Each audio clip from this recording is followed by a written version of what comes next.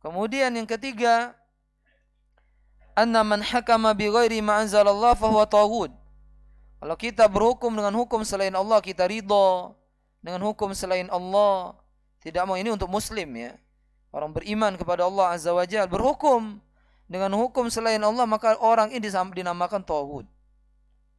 Dinamakan taghut. Ya. Nah, kita harus berhukum dengan hukum apa? Hukum Allah. Nah, wajib kita ini mengingkari yang namanya taghut. Ya, gimana kita yang berada di negeri misalnya tidak berhukum dengan hukum Islam?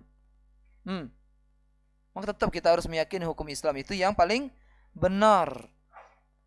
Ya, adapun yang dilakukan oleh ya, oknum dan selainnya, yang mereka berhukum dengan hukum selain Allah, maka mereka menanggung dosanya.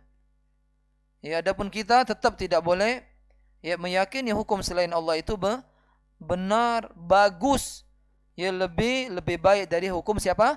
Allah Subhanahu wa taala.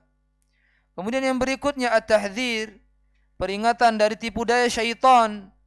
Ya, dan syaitan itu senantiasa menghalangi manusia dari kebenaran. Ayat yang kedua, wa idza qila lahum la tufsidu fil ardi qalu innama nahnu muslihun. Perhatikan orang-orang munafik.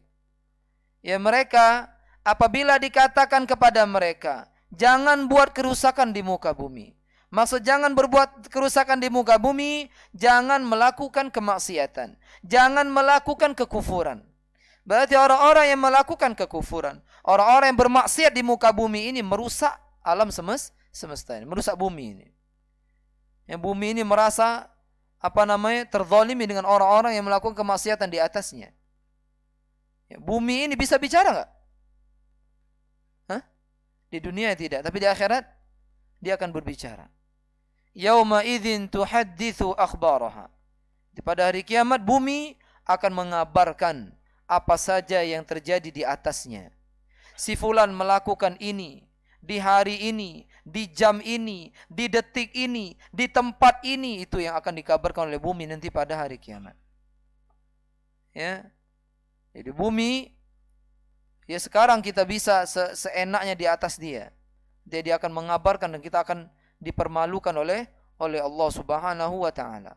Jangan berbuat kemaksiatan, ya baik kemaksiatan buat diri kita sendiri atau kemaksiatan kepada orang lain. Jangan kita lakukan, karena kalau kita akan merugi. Jauh dari keberuntungan. Berdoa kepada Allah, Allahumma ba'id baini wa baina al-ma'asi. Ya Allah, batasi aku, jauhkan aku dari segala jenis kemaksiatan. Yang paling tinggi maksiat adalah kekufuran. Di antara kekufuran berhukum dengan hukum selain Allah Subhanahu wa taala. Nah, kalau dikatakan itu, apa kata orang munafik? Sesungguhnya kami sudah berbuat baik.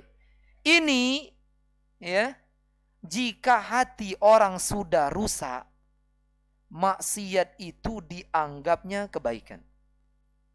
Makanya hati-hati beramal sebuah amalan yang membuat hati dimatikan oleh Allah.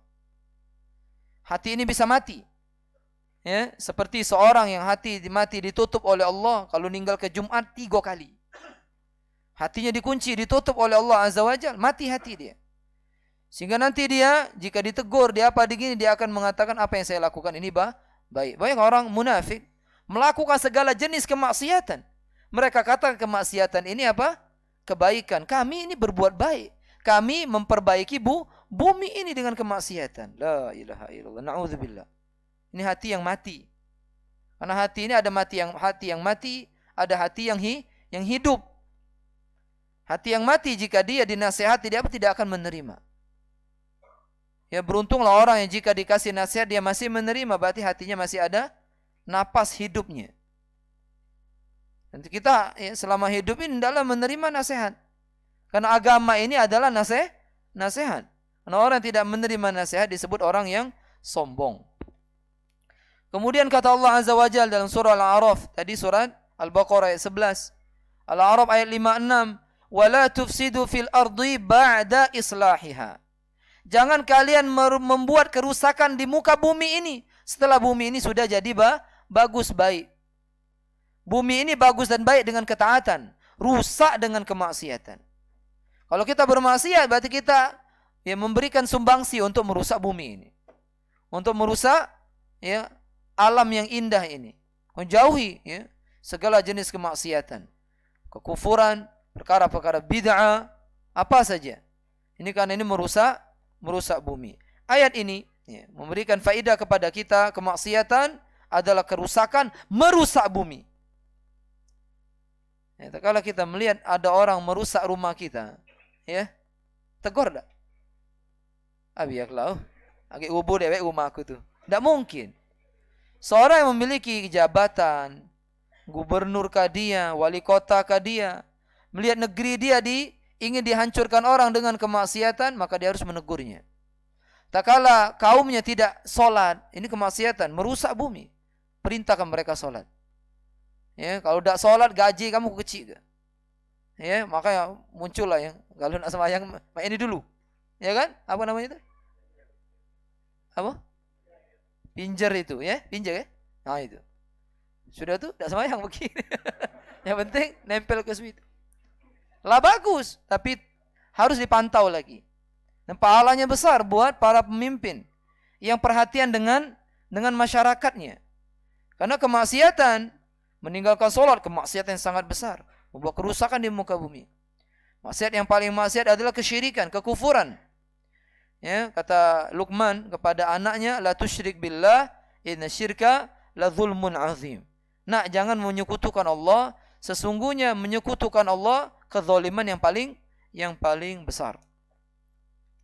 Dan ayat ini menunjukkan bahwasanya ketaatan itu memperbaiki bumi ini.